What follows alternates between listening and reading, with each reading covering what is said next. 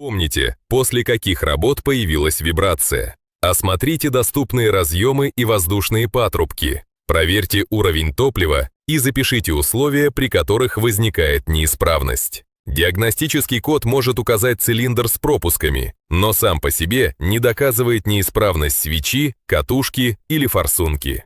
Если чек-энджин мигает, двигатель сильно вибрирует, резко потерял мощность, появился запах несгоревшего топлива или посторонний механический звук, снизьте нагрузку и безопасно остановитесь. Продолжение движения может повредить каталитический нейтрализатор и другие элементы автомобиля.